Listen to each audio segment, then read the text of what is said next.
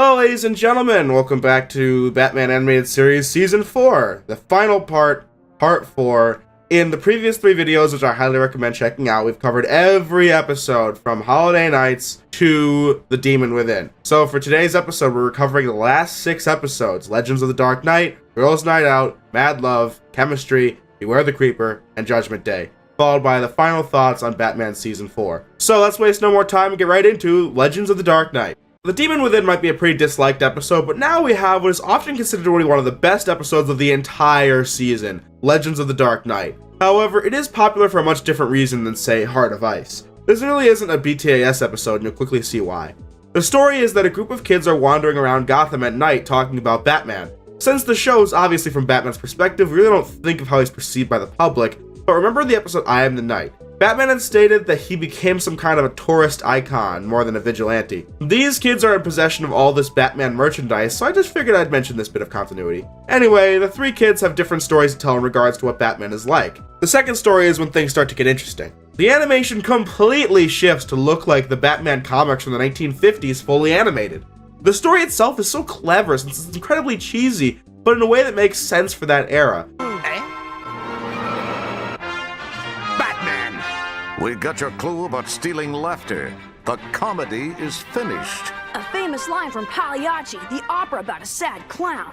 It was your twisted way of saying you'd steal the original score. Now we're gonna make our own clown cry. Combined with the animation and the corny acting, the story feels incredibly authentic. Joker is one of the highlights of the 50s scene, with some great faces and some good lines. Mother always said I had talent. Well? Oh, yeah, that was good. Yeah. That's enough. Nobody likes a brown nose. The scene is animated like a 70s cartoon, but it's funny how it's 10 times more violent than any of those since the censors were so strict back then. But speaking of censorship, another great detail is how Batman and Robin use their environment to their advantage in the fight with the goons. This is another classic censorship trope where the Ninja Turtles are never allowed to actually use their weapons for the longest time. Once that ends, we'll get a joke made about Joel freaking Schumacher, the director of the 3rd and 4th Batman movies. I love Batman. All those muscles, the tight rubber armor, and that flashy car. I heard it can drive up walls. Yeah, sure, Joel. Those movies are so recent that I am surprised they were allowed to make that joke. The final story is told from the girl's perspective. If you know your graphic novel, she may look familiar to you.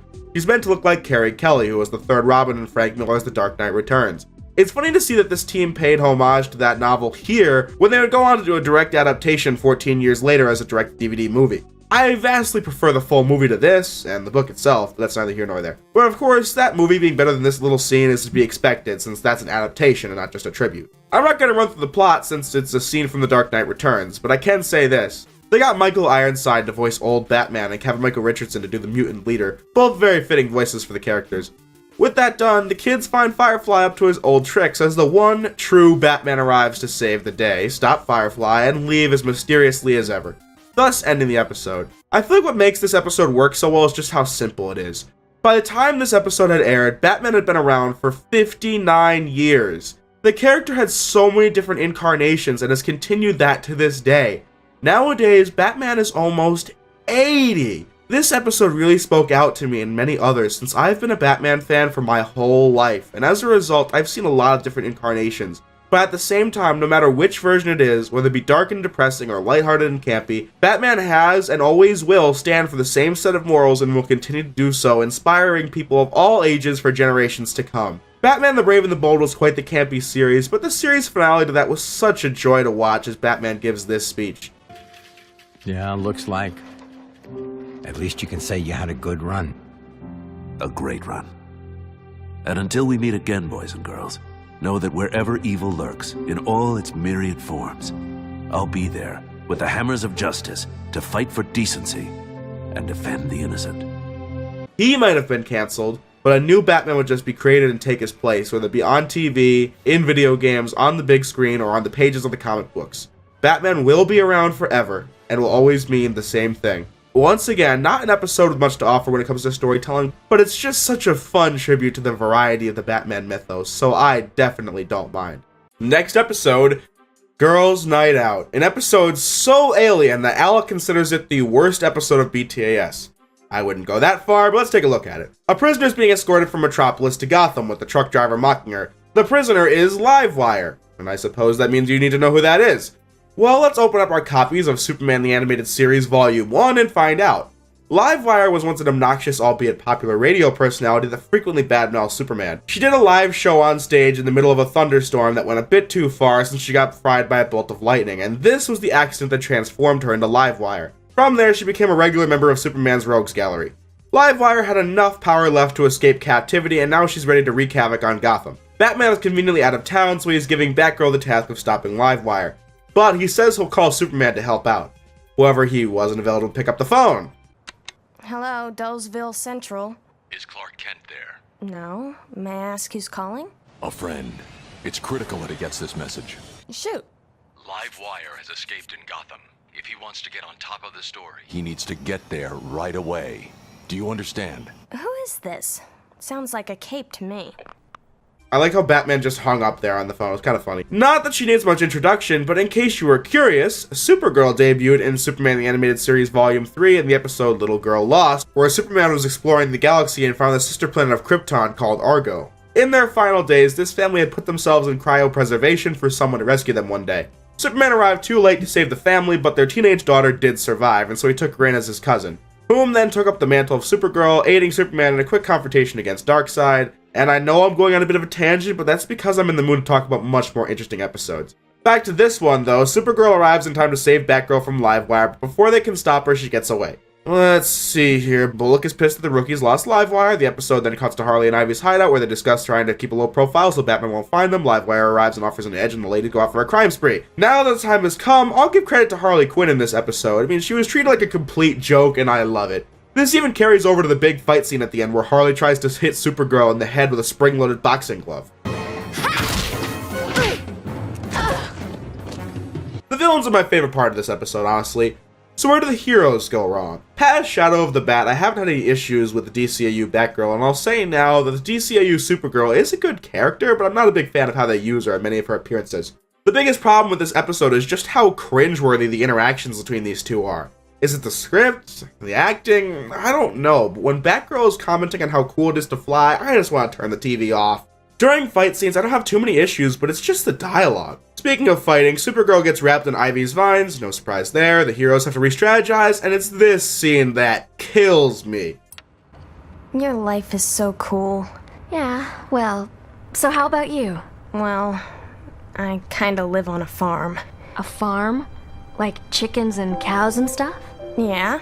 What about it? Fresh air, early to bed, early to rise, none of this constant night work, no big city congestion. You are so lucky. I've got a lot of chores. Chores, man, I always wanted to have chores. Oh, God. I said the previous scene like this made me want to turn the TV off, however, a scene like this is actively embarrassing, as I feel every word piercing through my eardrums like nails on a chalkboard. Chores? I've always wanted to do chores. Stop. For the longest time, I was prepared to say this episode was clearly written by older men who have no idea how teenage girls talk to one another, and that's why this scene exists. I mean, it's not like I'm an expert in that field either, but I can tell you it's probably not like this. But no, I checked the DCAU wiki and this episode was written by a woman.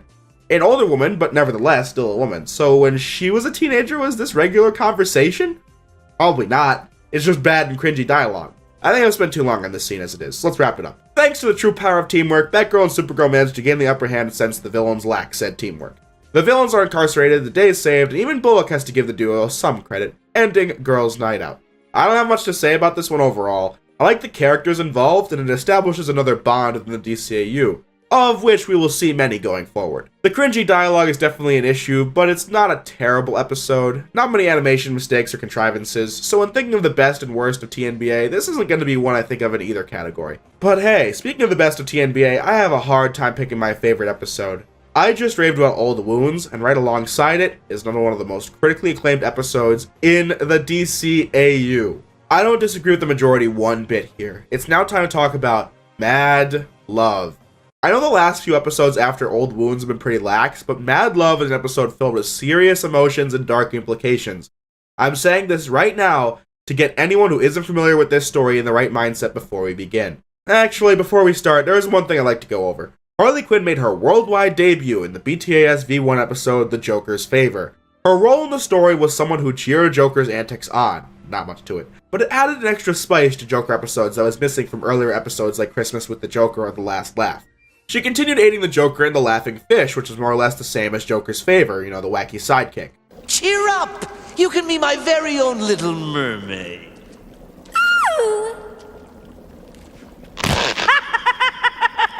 You're really sick, you know that, boss? But then we get to the man who killed Batman, and trust me, I've been thinking of this ever since I wrote the Season 2 review last summer. Nothing was too out of place in that episode until this happened. I said put them back!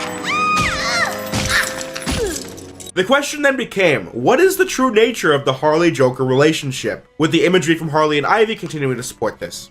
Thus leading us into Season 3. In Trial, we heard that Harley was once a psychologist in Arkham, and that was when she met the Joker. Finally, in the episode Harley Quinn, Batman in genuine confusion said the following. What's the attraction, Quinn? This sick infatuation with the Joker? Look, Bats. When I was a doctor, I was always listening to other people's problems.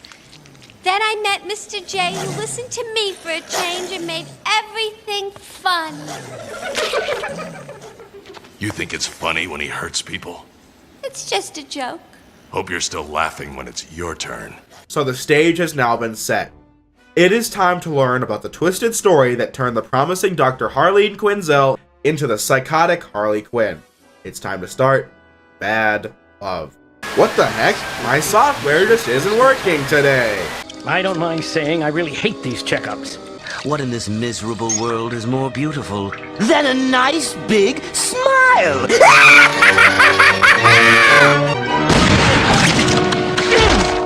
Naughty, naughty! Jump around like that and Doctor won't give you a lollipop.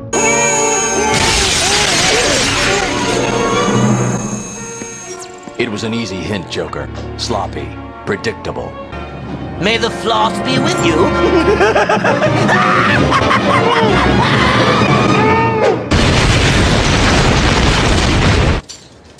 I really hate these checkups. In all seriousness, I just thought it was funny how I made that parody out of one of the darkest episodes. Anyway, let's get started. Gordon arrives for his physical, but the Joker and Harley Quinn are there instead. Luckily, Batman arrives in the nick of time to save Gordon before Joker can do anything. The dialogue in this scene is just fantastic. All of Joker's dentist puns, his laughs, Batman dropping the truth bomb on Joker about how corny the setup was, and then there are the little things, like how when Harley tries to tell a joke, the Joker just gets pissed off, thus foreshadowing the climax. This scene is just a setup for the real story, and as a result there isn't much else to say, but Gordon's ending line is a perfect way to end a parody. So now that the intro is done, there's no better time to mention the fact that similar to Holiday Nights, yeah, I remember that episode, Mad Love was also based on an issue of the Batman Adventures, an issue that went by the same name, written by Bruce Timm and Paul Dini themselves in the year 1994, the same year that both Trial and Harley Quinn hit the air. Holiday Nights as an episode was the definitive way to experience that story, but there are many people who actually prefer the Mad Love comic to the episode. Ignoring the stupid "the comic is better because it has the BTAS designs" crap, which I know I don't say that sort of thing often, but the lines are almost identical and they are voiced by Mark Hamill himself. If the Joker design really lessens the quality of this episode, cry me a river. Since the episode's only 22 minutes, some scenes were altered or left out. Nothing that has a huge impact was cut out, but just some little things I would like to highlight as we go along. Warner Brothers has provided a motion comic version on one of their YouTube channels. I have no idea who these impersonators they got to voice on are, but still, it's not hard to find. Back to the story, Joker's trying to think of a new plan, but Harley continues to interrupt in an attempt to make love. I really like the script in this scene. I don't usually highlight that specifically, but the words that Joker uses, as well as Mark Hamill's amazing performance, make this a standout scene.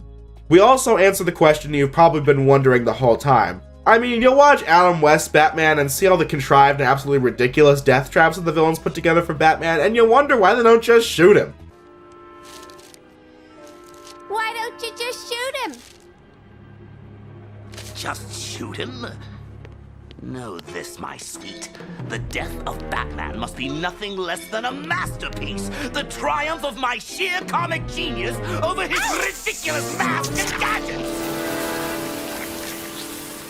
Oh my god, you can just feel the intensity in the air as this scene goes on.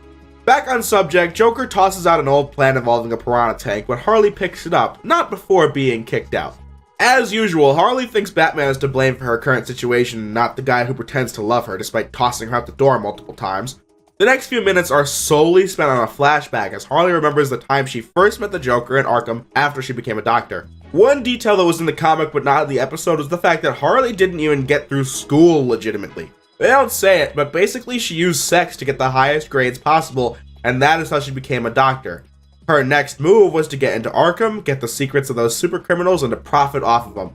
The stuff about profiting off of these maniacs was in the episode, but not that stuff about school. I would have liked it if it was in the episode because it shows how twisted her moral compass was before being taken in by Joker, which makes her doing terrible things by his side all the more believable. There are lots of nods to the Joker's history throughout the show and the episode. Like when Dr. Leland and Harleen are walking out the hall, the Joker begins to hum his classic theme from BTAS. What is interesting is that on your first time viewing, there isn't too much to say about this flashback as you're watching it. The reason will become clear later, trust me. So anyway, Joker somehow leaves his cell and puts a note in Harleen's office.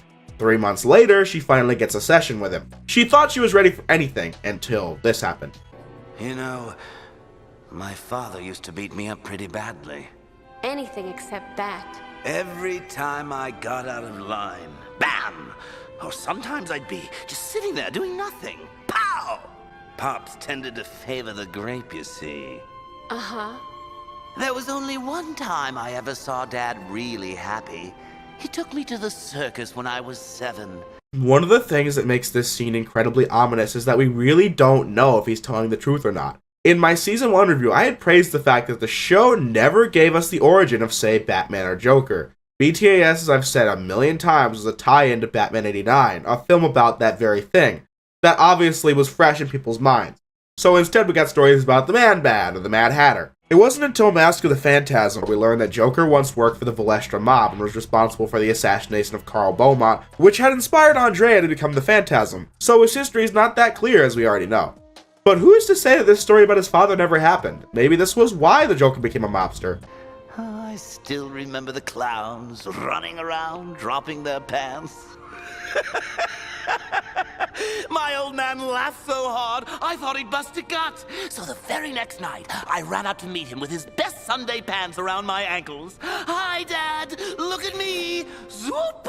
I took a big pratfall and tore the crotch clean out of his pants.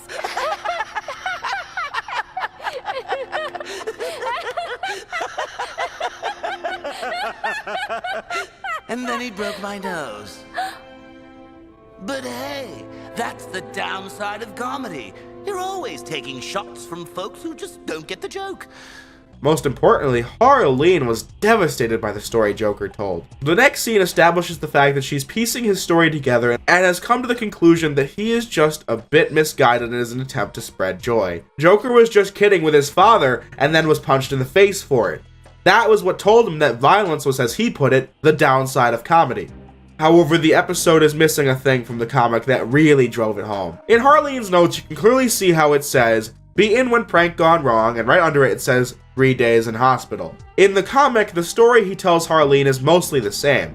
The difference is that at the end, he says, "I still like to think it was aiming for my fanny and missed." Or at least, that's what I told myself when I woke up in the hospital 3 days later. This extra knife in the wound would have sold the tragic side of Harleen's turn, if you ask me. If you want to see just how far her faith in Joker had gone, give this a watch. It soon became clear to me that the Joker, so often described as a raving, homicidal madman, was actually a tortured soul crying out for love and acceptance. A lost, injured child trying to make the world laugh at his antics. And there, as always, was the self-righteous Batman,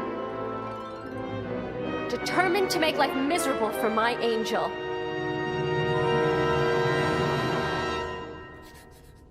Yes, I admit it. As unprofessional as it sounds, I had fallen in love with my patient. Pretty crazy, huh? Not at all. As a dedicated, career-oriented young woman, you felt the need to abstain from all amusement and fun. It's only natural you'd be attracted to a man who could make you laugh again. I knew you'd understand. Anytime. After that, we get a scene of Joker being returned to Arkham following an escape attempt. Harleen was obviously devastated, and her monologue about him being alone and frightened as Batman drags a wounded Joker through the halls shows what exactly Harleen thinks of all this. That is her perspective. This is what she thinks Batman is doing. With this being the final nail that transforms Dr. Harleen Quinzel into Harley Quinn. Say hello to your new, improved Harley Quinn.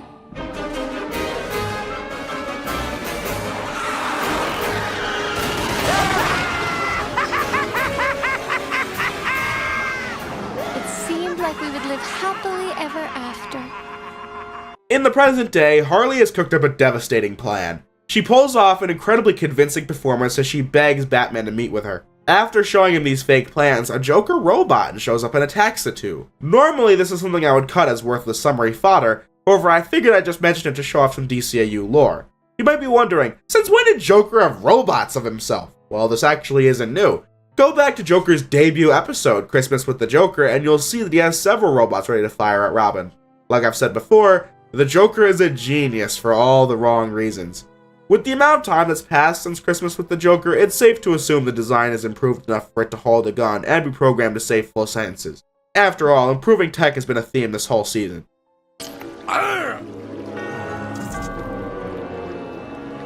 Sweet dreams, sucker.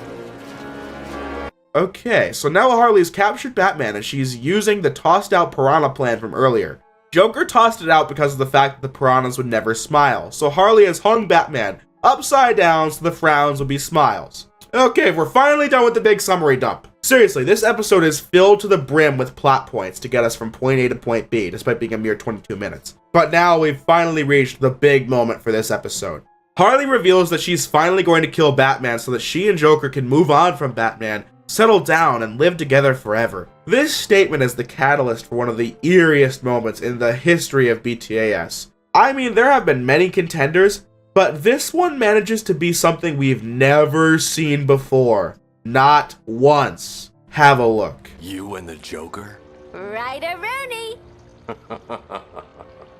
I've never seen you laugh before. I don't think I like it. Cut it out. You're giving me the creeps. Hats off to you, Mr. Conroy, for that one.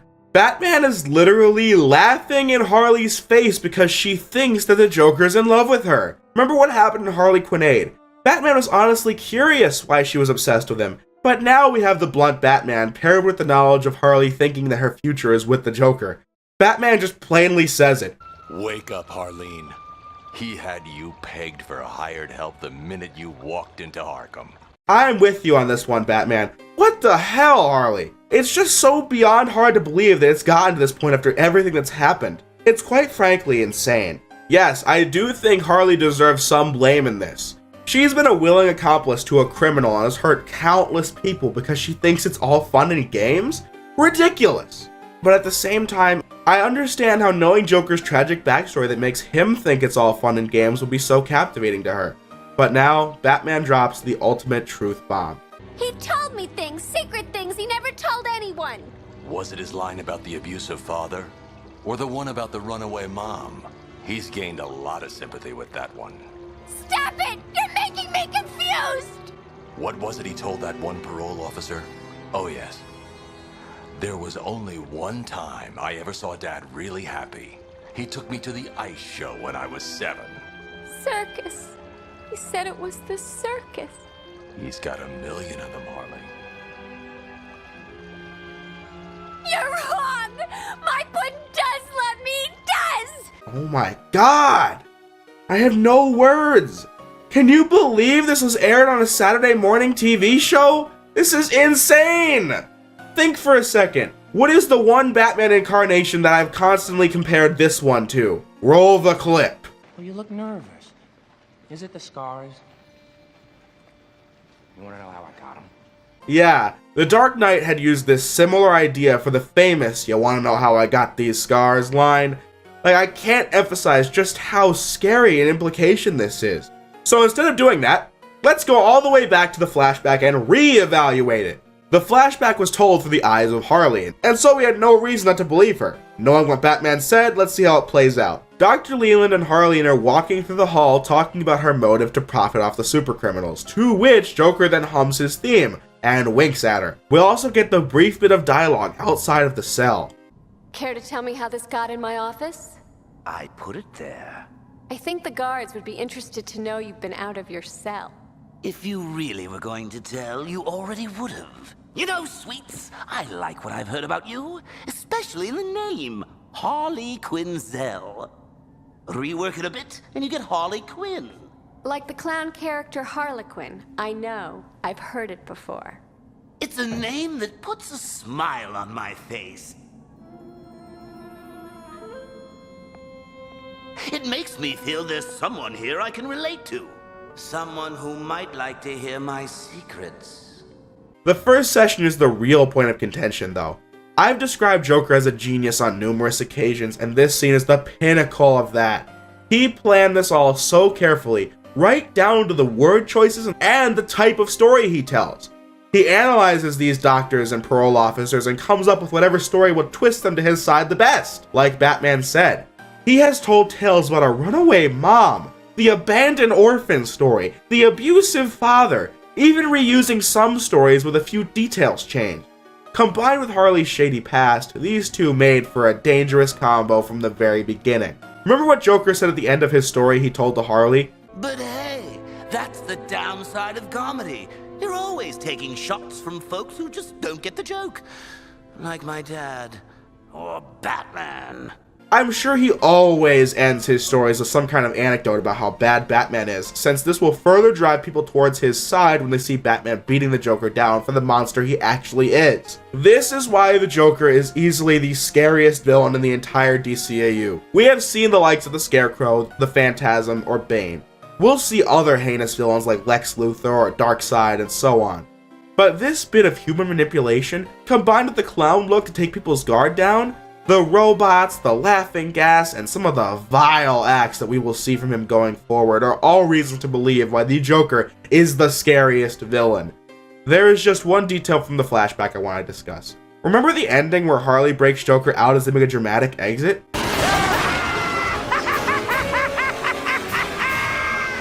That laugh, I mean, was he laughing at Harley? Batman must be right. He did have her pegged for hired help since the beginning. He's probably thinking, I can't believe this idiot would just give him everything over some fake story. This is just tragic.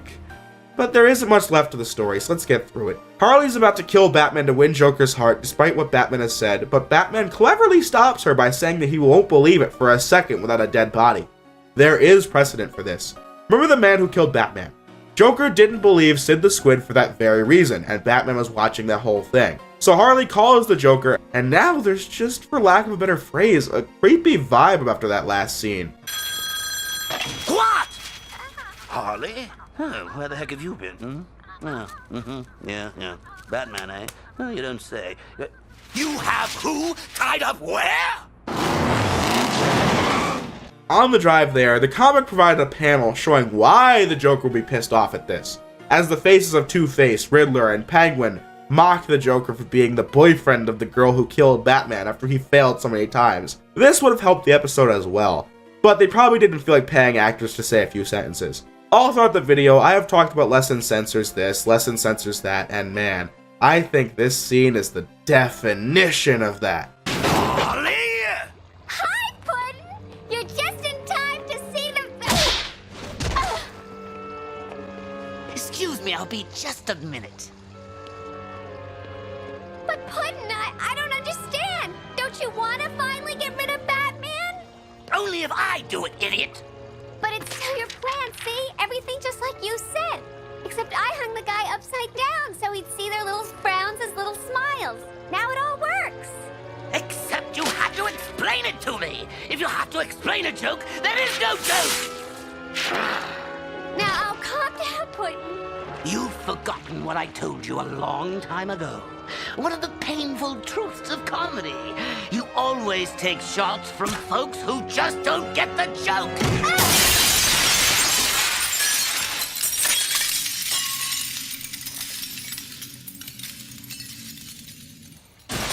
And don't call me Puddin'.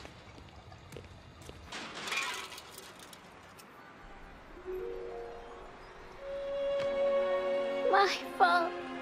I didn't get the joke. There you have it. That was the climax of the episode. So let's see how this plays out. Joker is about to just walk out on Batman, but in an act of utter hypocrisy, he decides it's time to just shoot Batman in the head. But remember how mad he got when Harley dared to tell him that? It's just so shocking.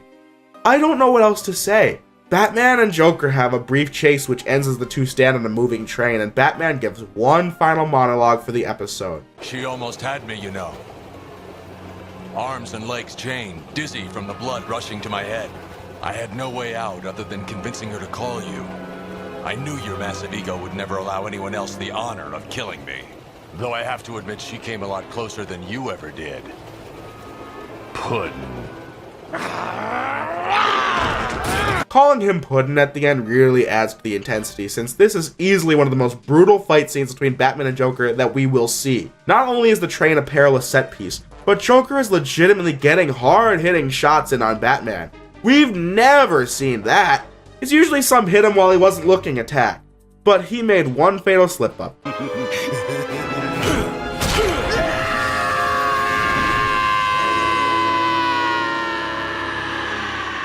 We then cut to Harley, severely injured as she goes back to her cell at Arkham, finally acknowledging the Joker for what he is. I finally see that slime for what he is. A murderous, manipulative, irredeemable...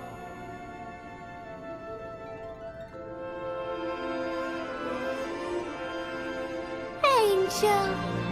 Until then, you might be thinking I'd complain, but I'm not gonna. Does this undermine the whole episode? No, it actually doesn't, even though in concept it seems like it might. The obvious reason they did that was to make sure they could bring Harley back, but above all else, this episode is about how the Joker's influence had an irreversible effect on Harley. She's madly in love with this man, and since he told her to get better soon, suddenly he's instantly redeemed in her eyes.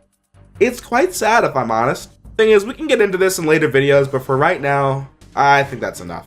But we did it, guys! We fully reviewed Mad Love.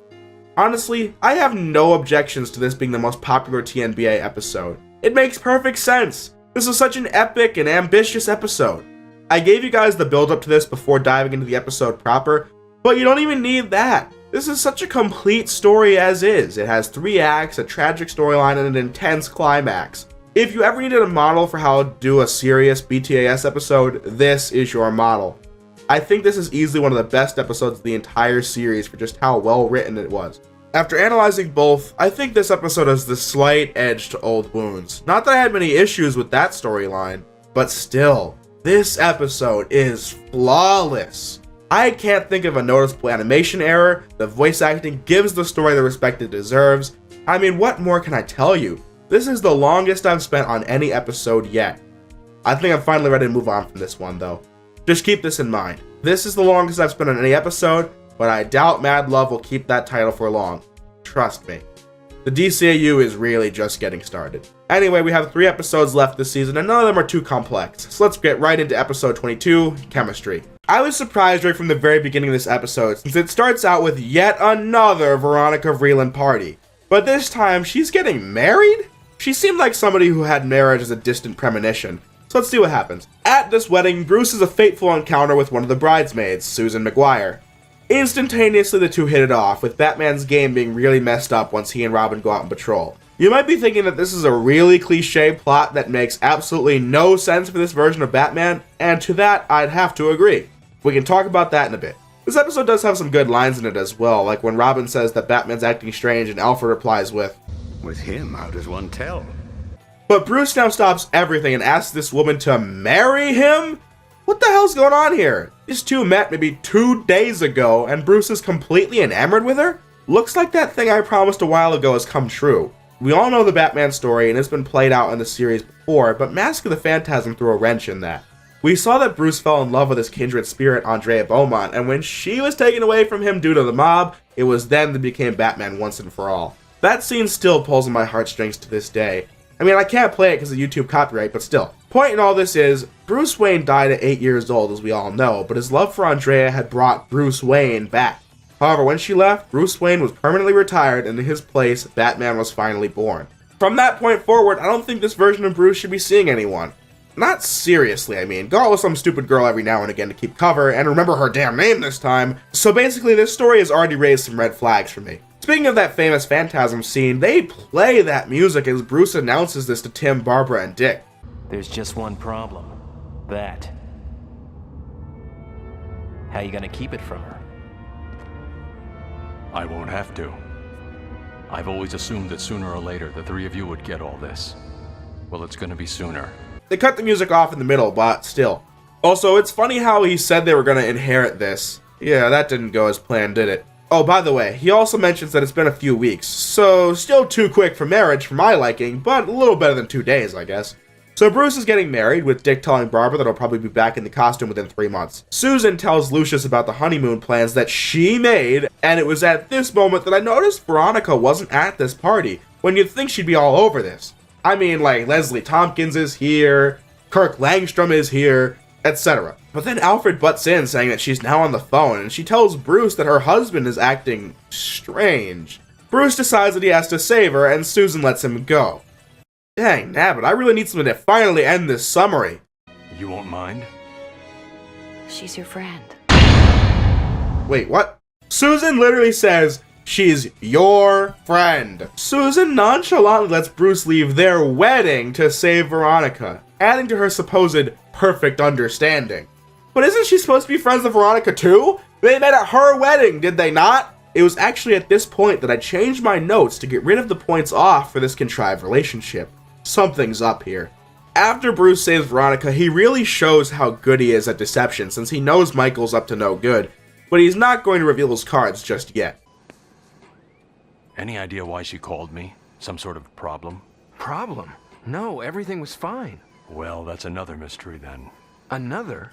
The investigators think the fire was arson. Someone's trying to kill her? Maybe. But they're not going to. I've hired some security guards to keep an eye on her. It turns out that Veronica was skeptical of Michael because he's actually half plant. Poison Ivy's back in her only solo episode this season. I've said it numerous times that TNBA has shown an increase in technology, but there actually is no better example than this. Remember back to the season 3 episode House and Garden. Ivy had wanted to create life since she was incapable of doing it herself. However, she needed Carlisle's DNA and body to do so, resulting in babies that became boys, then became men, and finally monsters, all this taking place over the course of a few days. So clearly there was room for improvement there. Ivy's chemistry skills have hit an all-time high as she can now create life that still doesn't last forever, but it can be whomever she pleases, all the while sending them out with pheromones to attract these billionaires. The billionaires would be so shallow as to actually fall for this, and then the clone would produce exactly the kind of person the billionaire would want. Get married, and once that's all done, the billionaire would be killed, the money would go to the clone, and then to Ivy. It's a dastardly plan, but I'm not a fan of how it hinges on people with no identity getting married, though.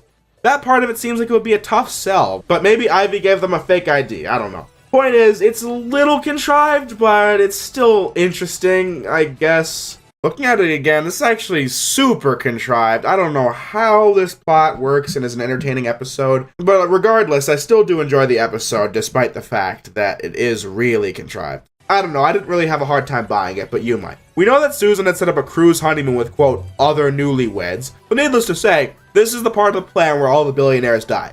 Batgirl and Robin arrive to save the day using the formula earlier in the story that kills these fake people. As the ship goes in flames, the final shot is Batman seeing Susan one last time before she sinks to the bottom of the ocean.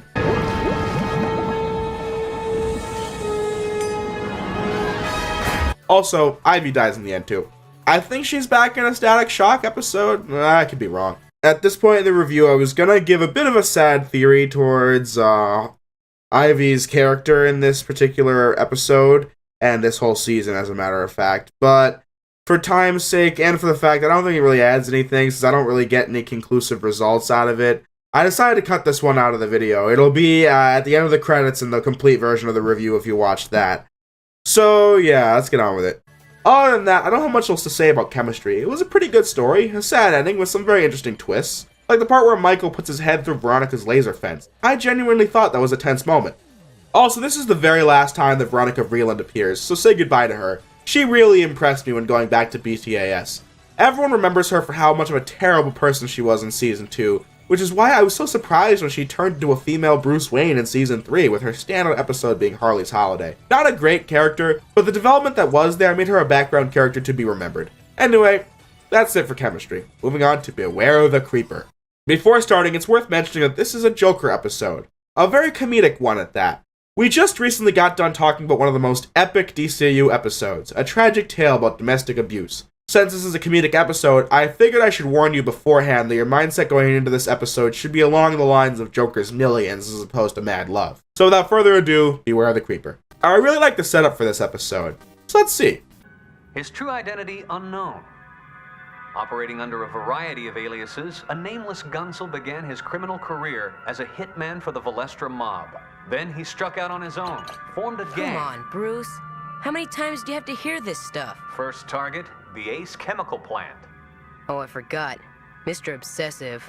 That was a neat bit of history, especially with the name drop of the Valestra mob that Joker was once a hitman for. The fact that I don't think Mask of the Phantasm has ever been directly referenced at all in the shows itself before now. Also, the confirmation that the Killing Joke origin story also took place in the DCAU. Joker is here to crash Jack Ryder's show, and honestly, this is one of my favorite Joker scenes. The lines are just great, and Mark Hamill's delivery is superb. Let's show the folks at home what really happened 7 years ago. I'll be Batman, you be me.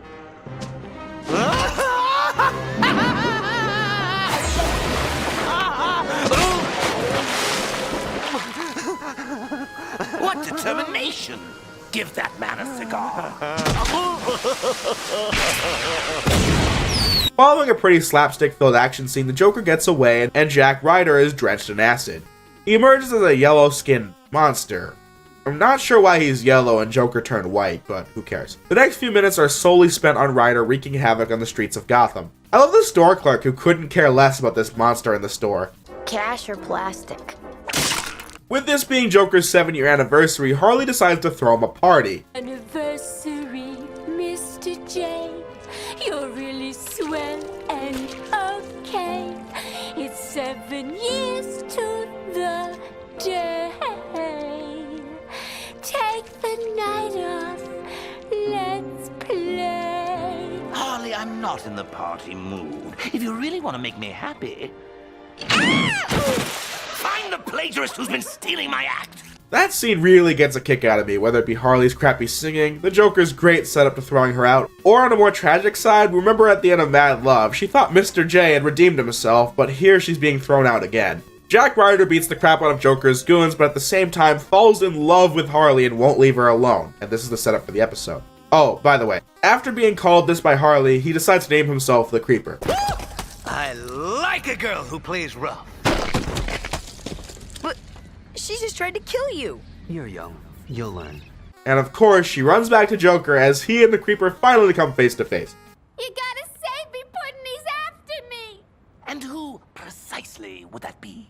Harley! I'm home! Him! Wow. It does strike fear into the hearts of criminals. He's the creeper stealing your act.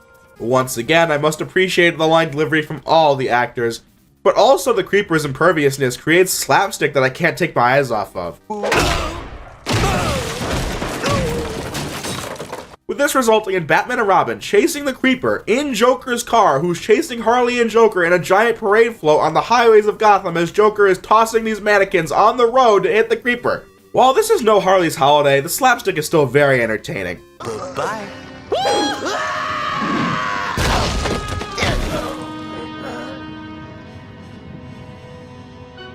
He's a lunatic! I couldn't tell you how many times I've rewinded that scene of Joker being tossed off the cliff.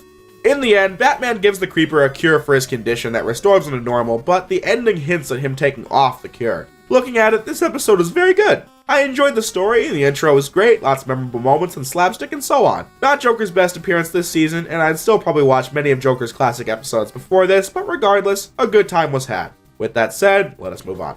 Here we are, the final episode of TNBA and BTAS as a whole. A fan favorite at that. Judgment Day. Despite hyping it up just now, I should let you know this isn't some grand finale or anything. Just an admirable milestone for this retrospective. In the opening, we get another look at the Penguin's underhanded dealings, and I think this scene is probably Penguin's best in the entire series. We see him lowball Croc for $50,000, but that makes a great point. You can take your business elsewhere, but I can't guarantee my level of confidentiality. It is truly a genius system he has. Two-Face was there as well and gets a better deal than Croc. By the way, Croc again has a new voice actor, but it's just so forgettable. Once the deal is done, a new face in the form of the Judge arrives to stop the Penguin, and he instantly is set apart from Batman because of how brutal he is. I need not say more, just look at the clip where the Judge sends a giant penguin towards Cobblepot.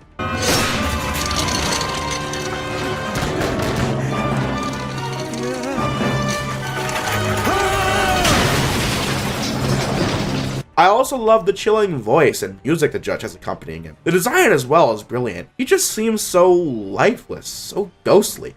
Simpler tends to be better with these sorts of things, and the Judge's design is no exception. It's about time someone threw the book at you. The story from here on out is honestly pretty meh. The video has gone on for long enough, so I'm not going to drag it out by telling you what happens in detail. The Judge pursues all the usual rogues gallery, and that's what attracts Batman's attention because it's not his place to kill supercriminals. One of the local prosecutors is in favor of the Judge's extreme violence since that cleans up the street. This results in a great conversation between him and Batman. He's going to kill someone. Who? Two-Face? Killer Croc? You think anyone cares? I always come back to this, and you're probably getting tired of me doing so. But remember what I said in the last season. I said that people must be sick of the same wackos going to Arkham, breaking out, and doing it all over again. This is a full-on confirmation that nobody really cares about the lives and the sanity of Joker or the Mad Hatter. They just want them off the streets, and at this point, the only way to do so would be by killing them. Of course, Batman doesn't believe in that, and this is the struggle for him. The Judge goes after Two-Face, but somehow knew about Two-Face's secret escape hatch. Foreshadowing anyone? Batman steals the Judge's gavel from police evidence to look at it, and they find the owner of it via the ward scanner? What the? Seriously, I've never liked these scanner scenes. They're so contrived. Like that tattoo scanner in Read My Lips, or the part with Joker's hair and Make Him Laugh. I don't take too many points off since this is always just used to get from point A to point B, but still. Throughout the first season of BTAS, we often saw Batman's computer as an AI. That was always strange to me, but I think, computer, were there ever any Judge Awards passed out, and to whom? Have the computer then check all the databases and got them and find something makes a lot more sense than having a readily available scanner for awards. Batman and the Judge have one last fight filled with expensive property damage, and then it's revealed that the Judge is actually another side of Two-Face. This is a pretty iffy plot twist, to be honest. On the one hand, it seems really out of nowhere, but to be fair, it was set up with the scene of Two-Face's HQ, but it just feels unrewarding. I don't know how to describe it, though. On the other hand, the twist is that the Harvey Dent side created the Judge to fight crime, and there is a precedent for this. Remember Two-Face Part 1. Big Bad Harv was an alternate personality from Harvey, and Two-Face just became the physical manifestation of Big Bad Harv. Also, in Second Chance, Harvey was finally getting treatment, but the Two-Face side had set up the foiling of it. In conclusion, Judgment Day was alright. The praise I gave to the first few minutes and the scene between Batman and Prosecutor Corcoran is all I really have for this episode. There were some good action scenes, but the plot became formulaic and the ending was iffy. I can't say I'm with the majority on this one. Regardless, it was fine and probably better than Batgirl Returns or Harley and Ivy, but the best season final still goes to Dreams of Darkness from BTAS V1. And that was Batman the Animated Series Volume 4, aka The New Batman Adventures. I always start these conclusions off with me talking about my expectations and then the reality, so let's discuss. For years on end, I had thought TNBA was by far the worst season of BTAS because of all the usual shenanigans. Joker's design, the female villains look too young, why is there an episode about demons, why an episode about farm folk? This was generally accepted as the quality standard of Season 4. I thought this was going to be a much shorter video than even Season 2 because of the fact that all of the previous seasons had 28 to 29 episodes and this one only had 24. But during the note-taking process, I quickly realized just how much more I had to say about the 24 episodes we did get in comparison to the previous seasons. I had almost nothing to say about Time Out of Joint, or Avatar, The Forgotten, or The Strange Secret of Bruce Wayne. It was then that I realized that TNBA, once my least favorite season of the entire show, was my favorite. Just looking at it from an analytical standpoint, this season has some real highlights like Old Wounds, Mad Love, Mean Seasons, Joker's Millions, Never Fear, Over the Edge, and so on. In addition to that, from a viewing standpoint, there weren't any episodes that weren't fun to watch. I just binged this season for a straight week and it was done. It was the script that took me so long because there was just that much to say. If you remember, I said Season 3 was the best by a large margin.